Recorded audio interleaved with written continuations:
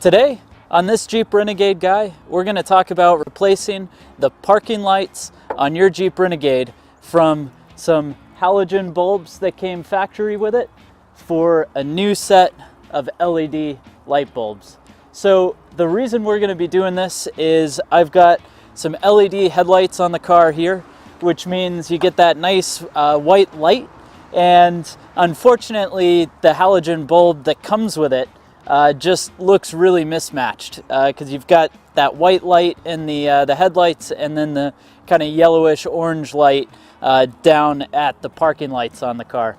So I've tried a few of these bulbs. We're going to give these guys a shot, but it's really important that the bulbs that you get are error-free, and this set of bulbs should be that way. What I mean by that is because the car has a CAN bus, that means that basically the car itself checks to see whether or not the light bulbs are functioning, and so it needs a certain amount of resistance to be able to do that. So a standard LED bulb will not actually provide that same amount of resistance that you need. So they need to have a resistor added into the bulbs, or you have to splice into the wiring. And of course, on a nice car like this, I really don't want to be splicing into the wiring. So I'm looking for a set of bulbs that'll do that. Now, not all the bulbs come error-free, so it's important when you're looking for them to select a bulb that does. Now, these will be linked down in the description. To get these installed, the only thing we'll need to do is get a good set of bulbs like we said. You need a small pair of side cutters, and I'll show you why. This isn't necessary, but on my car it was really helpful. And then the other thing is a small Phillips head screwdriver. So let's go ahead and get started and get these guys installed. So to get to your parking light bulb, what you're going to want to go ahead and do is actually go into the area just in front of your front tire, and you'll see this port. You've got these two small plastic Phillips head screws there. So what you're going to go ahead and do is just take the steering wheel on your car and twist the wheel out of the way. And by doing that, you're going to get access to be able to get to that little port. So those screws are pressed in. And what that means is right here, it's going to be lefty-loosey, and it'll start to unthread. Now, this particular one is actually unthreading without a problem. However, if you have an issue getting them to start, you can actually take your side cutter, and with just a light amount of pressure there, you can see that it actually pops the Phillips head screwdriver, or Phillips head screw rather, off just enough to unscrew. So we'll go ahead, unscrew these.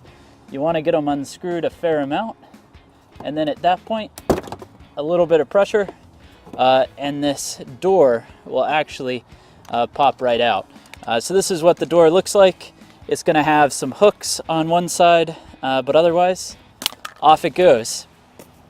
And now, you're going to have an opening into where those light bulbs are.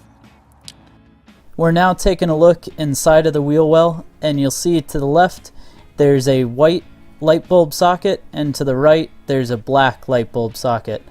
The white one is for your turn signals, and the black one is for the parking light. So to be able to remove the parking light, what you'll want to go ahead and do first is unclip the connector at the bottom of the light bulb socket, and then a quarter turn, and the socket itself will actually come undone from the housing, and you'll be able to pull the bulb right out. To replace the light bulb, all you're going to go ahead and do is press down lightly into the socket, twist to the side, and the light bulb itself will come out. And to replace with the new LED light bulbs, all you're going to need to do is just reverse installation by aligning the pins on the light bulb plug right into the socket, quarter turn, and it'll go right back in. Now that you have the LED bulb placed back into the socket, go ahead and put the bulb and socket back into the housing. Just like removing, you're going to find that to lock the socket back into place, you're going to need to do a small quarter turn and it'll lock right back in. And then go ahead and replace the power cable and make sure that it clicks in firmly. Alright, so we've got the ignition turned on the car. Let's go ahead, turn the lights on. And if the lights were not going to work, it would actually give us a light error right now. Just to be sure, we'll start the car up. And as you can see, there's no errors. We'll go through. No stored messages. And let me show you what the car looks like on the outside here. So right now, we have the car with matching LED lights down at the bottom, matching with the headlights, so it looks so much better than when you have those orange, kind of yellow colored factory lights. Now that we've seen that the lights work and everything's proper, we do have to go ahead and put the door back on the car to protect it from any of the spray from the wheel and all that good stuff. So just kind of slot it back in. You're going to have these two screw pins and it's just righty-tighty. So screw the plastic screws right back into that nut right there. Go ahead and do the other side. And the install is all set. So overall, I'm really happy with the way these LED parking lights look on the car. I should mention that they do have just a little bit of afterburn.